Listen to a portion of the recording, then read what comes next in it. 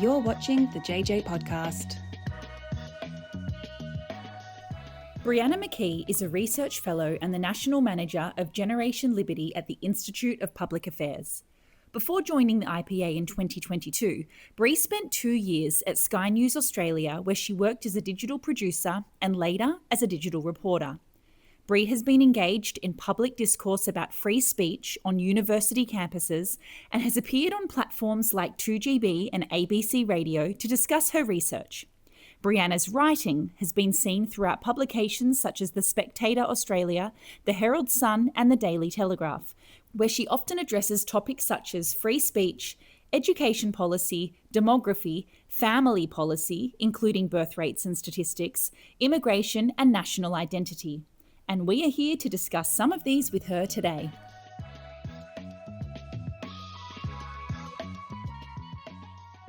Well, Bree, thank you so much for coming and joining us this morning.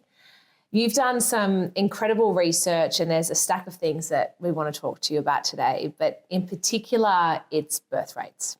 Yes. And I think this is such a huge concern within Australia, but also around other parts of the world, that I don't think is getting as much attention on it as what it really should be. So I'd love for you just to talk to us about your take on what you're seeing in terms of the current birth rate. Currently is, I believe, at 1.5 babies per female.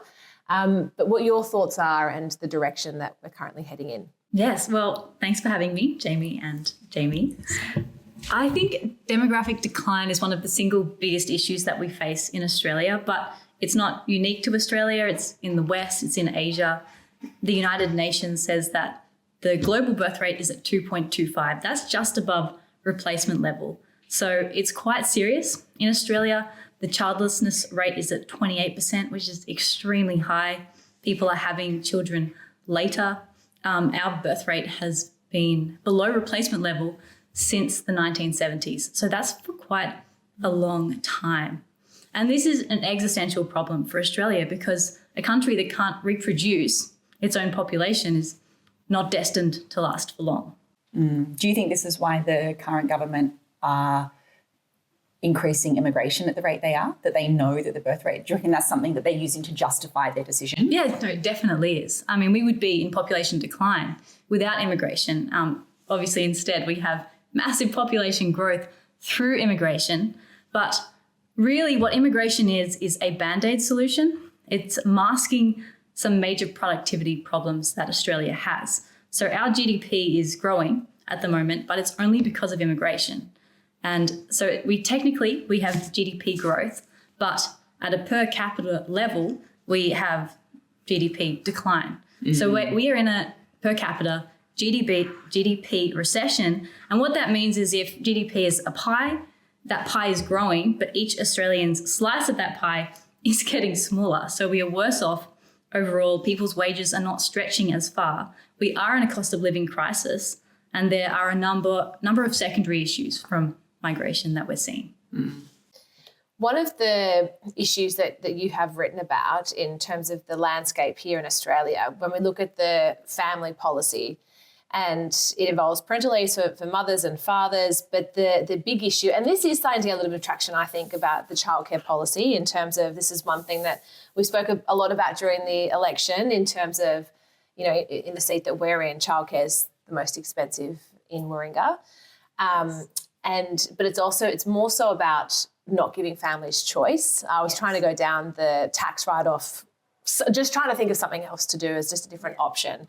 And I know that you have spoken about this, and what is it that you think that we could be doing differently to improve this area? Because no doubt this is certainly adding to families not having children. As you said, the childcare subsidy is Australia's centrepiece family policy. And while there may have been some discussion about childcare, there really was no discussion about family policy more broadly or demographic decline. And I think that was really interesting that wasn't mentioned at all in the debate before the last federal election. But as far as family policy goes in Australia, I totally agree with you. I think we need to give women a choice. And at the moment, they don't have a choice. They can take advantage of the childcare subsidy or that's basically it. So I think a grant that was given to each child that the parent can use as they see fit would actually give mothers or just parents generally a choice. They can stay at home with their child. They can go back to work and put it towards childcare. We're a democracy. We believe in freedom. People need to be able to make that choice. And I think that's a policy that would really encourage that. I wonder if it's something that the Liberal Party now, they're going back to the drawing board to completely create a policy platform leading into the next election after having such a terrible loss. I wonder if this is going to be something that would swing voters. I had a look at a little bit of research before meeting with you today, Bri, and the baby bonus that was brought in under Howard and Costello 2004, that worked. It actually did increase the fertility rate. And then I had a look, and of course it was taken away under the Labor government in 2014, and it was declining again. So something like that obviously does work. And I'm just wondering if this will be an election winner. This could be the power of something like this. I think it could be. I really think it could be. If you look at Hungary as a case study, they are a very conservative country. They believe in marriage and children. They've banned abortion. But the policies that they have basically a range of financial incentives that encourage children. So if you're a woman and you've had 4 children, you never have to pay tax for the rest of your life. Wow. Again, there are home loan options. There's parental leave payments for 3 years that can be given to grandparents as well. So it provides a lot of flexibility in this financial incentive to have kids in Hungary. And it's been an election winner. It's been very popular. Wow. Now, the success of those policies is being questioned at the moment. It did increase birth rates for a period that has plateaued and since declined a little bit. So I think that shows that financial incentives work up to a point. They are not always a sufficient motivator. And there are cultural issues here that are much more difficult to address, but they exist. And that's basically that family and children are just not valued in society like they used to be. And it really is an issue of status. Having a career and having no kids or less kids is generally considered more high status than the other option, which would be potentially being a mother at home, looking after your kids. That's seen as low status. So there's an issue in society with messaging. We've seen this in sort of various budgets where you hear of the motherhood penalty. So it's very much top down from academics, politicians, the media. There's this message being pushed, which is quite anti-family and anti-children. And that's a problem that I think needs to be addressed. Can you tell us about the Hilda survey? Yes. Because I thought that this showed really interesting results about people actually wanting more children than what they have. Yes. Do you want to just fill in our listeners about this survey and why these results are so interesting? Yeah, so the Hilda survey is really interesting. It shows that at age 35, 1 in 4 women and 1 in 3 men wanted more children than they currently have. But by age 49, 50% of them hadn't had the number of children they said they wanted. So when you look at this survey, it seems to indicate that if people just had the number of kids they say they wanted, then the problem would be fixed. So at this point, it's really a question of looking at the barriers that exist, that are economic barriers, cost of living, housing. Many couples don't want to have kids before they've purchased a home. That's becoming harder. It's harder to save up for a deposit. It's harder to get into the housing market. And then there are the cultural issues as well. There's also a structural issue for women. Women are getting educated, they're going to university, they're having a career, and that just leaves, for many women, too few fertile years to have the number of children they say they want. So it's a multifaceted issue. There are so many problems that need to be addressed, but those are a couple of them. And how much of an impact does climate change have on people not wanting to have children? And the reason why I ask this is because I can just see, even with my kids are in primary school, and we've spoken about Claire Rowe previously about how mine are starting to show symptoms of like climate anxiety. And so you could just see then, if you hold on to that later in life, them not wanting to have children and bring them into the world of what they're going to be leaving behind. Yeah, and not only school but social media. You've got Abby Chatfield's out there with 1 million followers openly telling people that it's selfish to have kids because the planet's about to blow up. Like she's literally telling people not to procreate. Yeah. So how have you done any research to show what impact something like that has? Not on birth rates, but it's obvious, like from what you guys have just said, and just from my own anecdotal experience with friends, that they don't want to have kids, and it's because they think the world is going to burn up. I think there was some really interesting research, though, by Spears and Caruso, who are two economists at the University of Austin in Texas. And they basically formulated an argument that they thought would appeal to progressives for like a greater population, high population. And so their first step is that if you have more people, you have more ideas. In the population, there's going to be a fixed share of people who will become our entrepreneurs, our inventors, our businessmen. And if you have more people, you're going to have more of those people, so a greater capacity to solve the problems that the world faces. So that's the first step. And the second step is that if you have a higher population, those solutions are going to be financially scalable. So it's a much better investment proposition for the businessman to sell millions of dishwashers, for example, rather than hundreds. And so the solutions that the inventors come up with are much easier to implement if you have a larger population. And if you look at China, and these are examples they mentioned, the population has gone up, but the smog levels have gone down. In Britain, per capita emissions have halved since the 1950s. And so you see that even though the population has been increasing, our technologies have improved. They've been scalable because the population is large. And there have been solutions to the climate issues that young people are afraid of today. So I think that is an argument that appeals to me. Yeah, I think it definitely could appeal to progressives, like a bipartisan thing. Again, it comes down to messaging. It's what you keep saying. We're in a time where you can get messages on the internet and get it out to people at a faster rate than ever before. And yet the messaging's just not cutting through, especially in conservative politics in Australia. I mean, that messaging the Liberal Party are really struggling with that right now. And I don't know what they're going to do to overcome it. But messaging is a big, big thing. Yes, agreed. Before we move on from birth rates, I also would love for you to tell us about what else is going on around the world, because I know countries like South Korea are also struggling in terms of birth rates, and Japan, and what these other countries are trying to do to fix this problem. Well, South Korea has the lowest birth rate in the world of 0.75 at the moment, which just shows that once you go below replacement level, you have population spiral, the situation can quickly deteriorate. You don't want to be in that situation. We are in that situation in Australia, but we have immigration that essentially masks it. In South Korea, they are trying to migrate more people there. But across the world, the solutions that have been pursued are all financial. And that helps up to a point. But I think, like I said before, it's just not always a sufficient motivator. In Japan, they are very culturally cohesive. They don't want to bring people who are not Japanese into the country. So they've got a big issue because their population is aging. They have a much smaller number of working age people who are supporting the healthcare and pensions of that aging population. And they're staring down the barrel of economic collapse as a result of that. That's what I was going to say before when you mentioned the people studying in Texas, and that was obviously aiming at progressives. But one of the things I think most Australians now are hearing in the news or seeing in media or whatever, that we have a declining birth rate.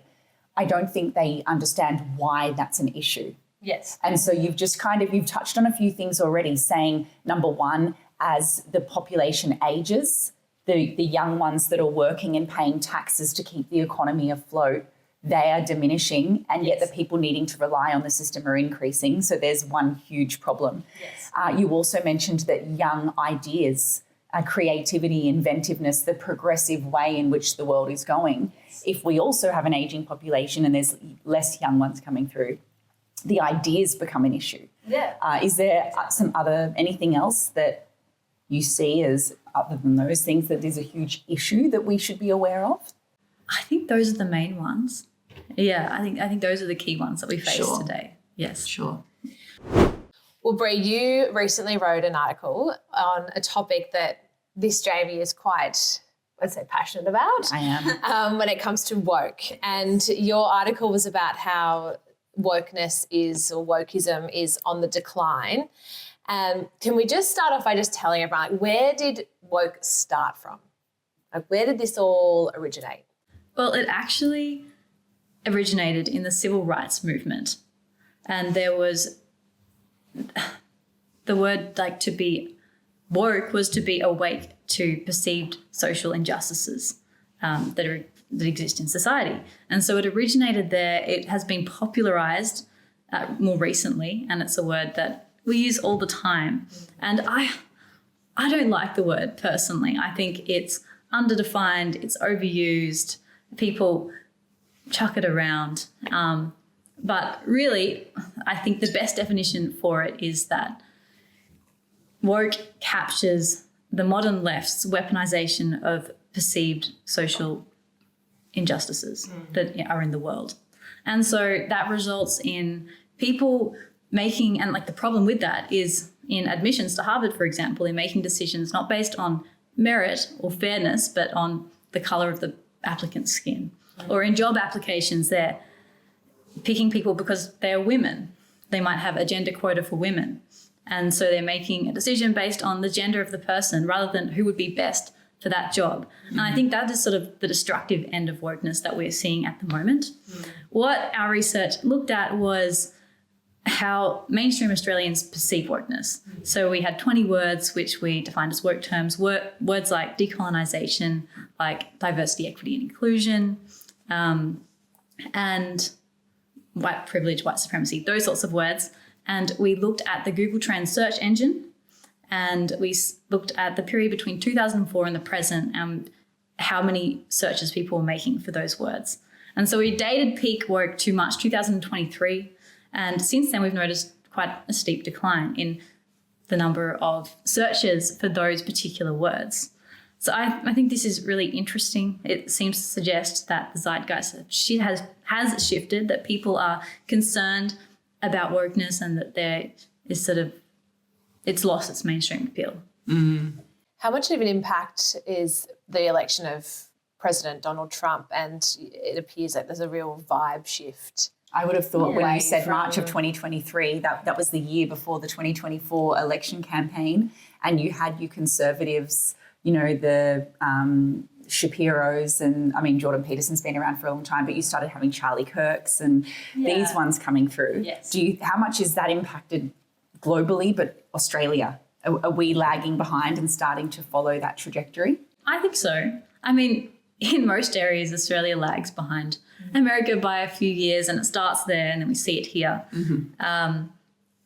Trump is really interesting because he was elected. He launched a very aggressive campaign against wokeness, and that meant that he cut funding for woke initiatives in the public service. He banned men from women's sports. He took America out of the Paris Climate Agreement. And then you have your Charlie Kirk. So Trump addressed the political side of things, and then you have Charlie Kirks, who really just captured the hearts and minds of the young people in particular. And he spoke against woke, and his main way of doing that was having debate-style forums with an open mic where he would get people to come up and debate him. And I think Charlie Kirk believed that the truth could change minds. And so that's why he debated. That's why he defended free speech. He was obviously against wokeness. He had campaigns called the Culture Wars campaign. He'd go around campuses speaking to people. And he stood against this worldview that divides people on the basis of class, race, and gender. And so I think our Charlie Kirks were powerful forces against wokeness. And because we have social media, that has ramifications across the entire globe, not just America. You were just mentioning before about the woke terms that are on the decline. Yes. But then there are other terms like First Nations, decolonisation and DEI that are still on the upward trajectory. Do you put this down to more so that's because of the Australian institutions like schools, universities, government? They have to do school assignments around this stuff.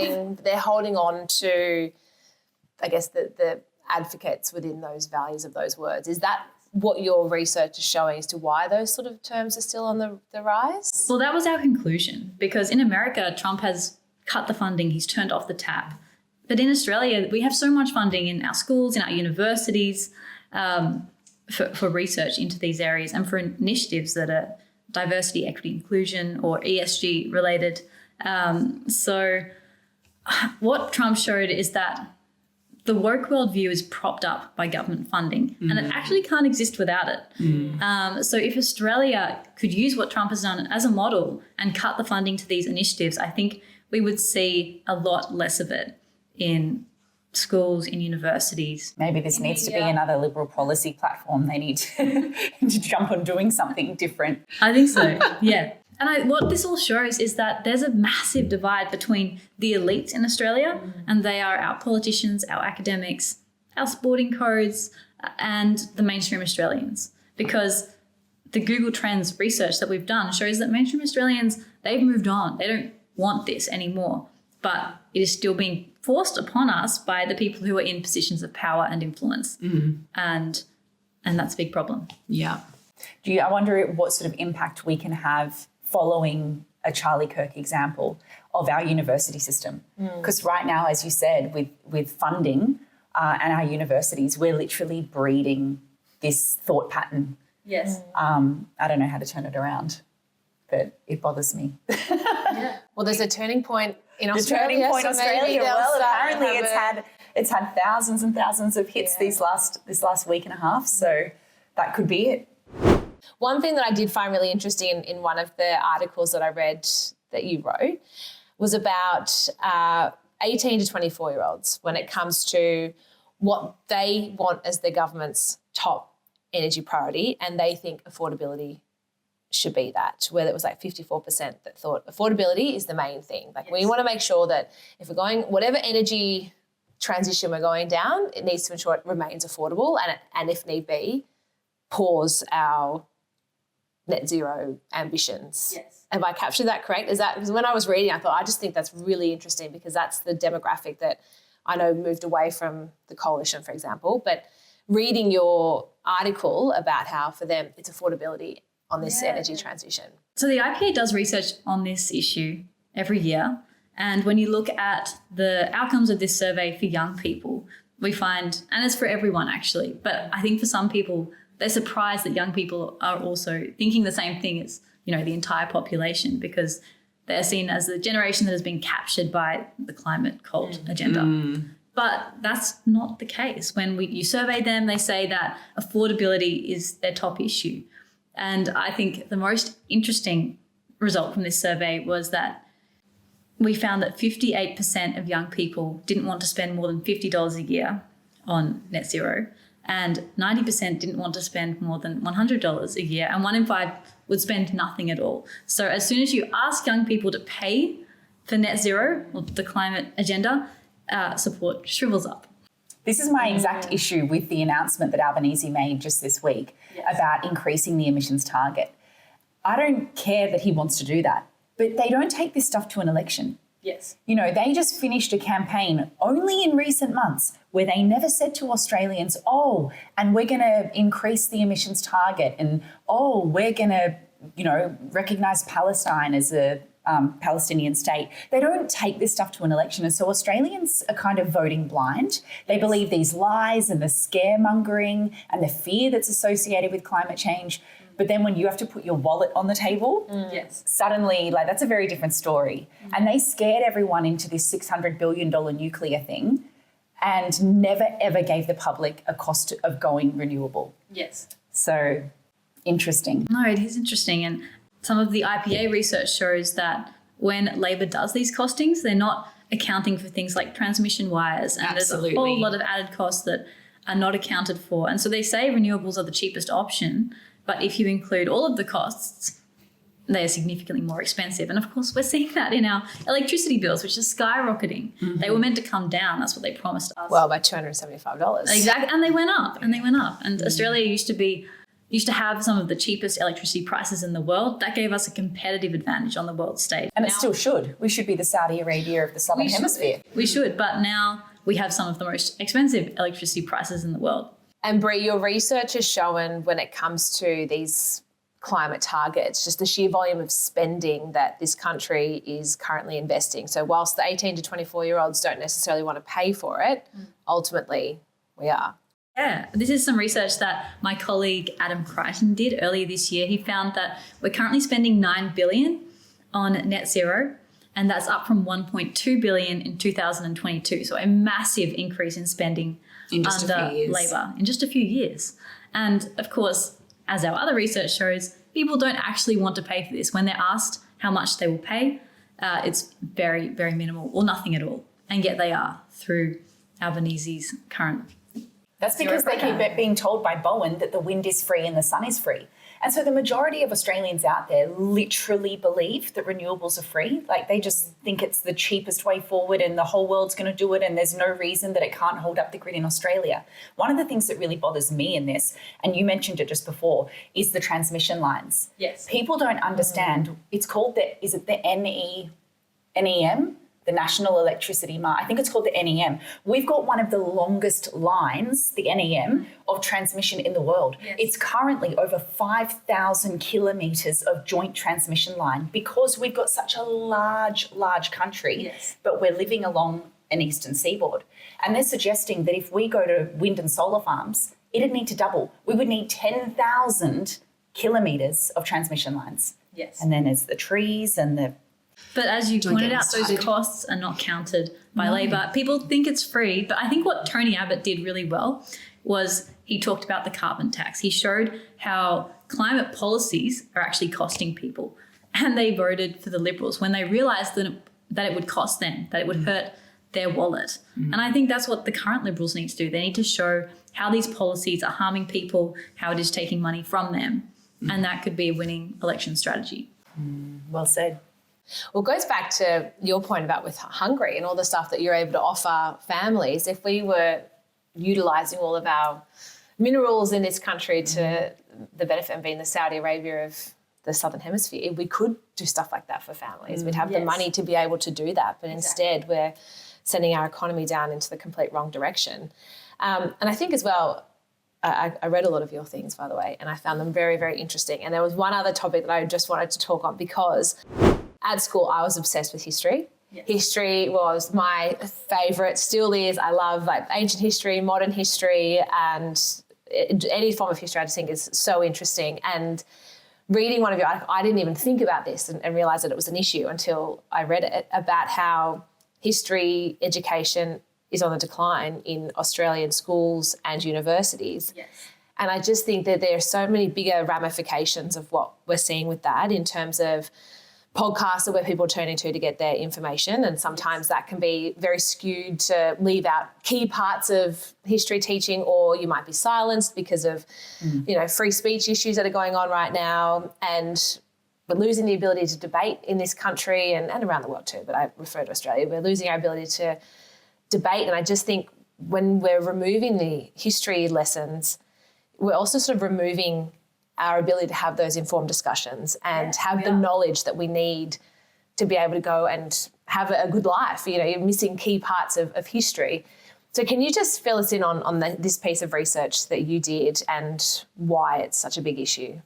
Yeah, so, history is increasingly not being taught in our schools and it's not being taught in our universities. And students are not interested in it. So at university, you have history departments closing down because students are just not interested in history like they were. Is there a particular area of history? Like when Jaimee said then that she liked modern history and ancient history, I hated the stuff about like Greek mythology and the gods and the different names of them. But if it got to like World War II or something, I was really interested in that sort of thing. Yes. So is there a particular area of history or is it blanket? Well, the IPA did some research on this and we looked at what the Bachelor of History degrees were actually teaching. World War II was very popular. Things like ancient Greek mythology were very popular. But there are a number of key events in the history of Western civilization that were just missed. And that's because I think historians have become specialists. They have very niche things that they're interested in and a very narrow focus. And there were key events throughout history that were missed. And so even when people are studying history, they're not getting the full story. They're often being taught history through the lens of class, race, or gender. So it's almost like an identity politics degree with sort of history on the side. And so the way in which history is being taught is a problem. In schools, we know that Indigenous sort of grievances and focusing on that part of history, which, exists and needs to be taught. But that happens at the expense of all the good things. Yeah. So people are getting a very one-sided understanding of history, whether it's at school or universities. And I think that's why there is a lack of interest in it. Plus, it creates a national identity crisis. Yes. And I think that's also another bigger issue at play here too. No, exactly. If you don't understand who you are, then you can't really move forward. Yeah. The other thing is you hit the nail on the head when you said a lot of it's very negative. If we're teaching our kids, and we're talking 5, 6, 7, like the age of our kids that are in the public school system now. If we're teaching our kids about invasion and how evil the white English were coming in and, burning down the trees and the houses and da-da-da-da-da. Or we're talking about the stolen generation, for example, and they're seeing that this history is negative, negative, negative. We're bad people. You and I are bad. We need to say sorry, blah, blah, blah. And there's nothing taught about anything good that happened. Well, I wouldn't want to keep focusing on it either. How good is history making you feel? Whereas, I was really surprised and ashamed that I'm 40 years of age and didn't know this stuff. But Australia Day this year, going back into January, I did a little bit of research leading into Australia Day about some Australian history things, Wi-Fi and like what are they called? Cochlear ear plants, ultrasound, like the things that have been created in Australia or by Australians. There's a massive list of phenomenal things that we've done and created, and I never got taught that in school. There's so much to celebrate, and a lot of people my age today, they don't want to celebrate Australia Day. They think that we're evil oppressors, and of course they would think that because that's what they've been taught, and they haven't heard the other side of the story.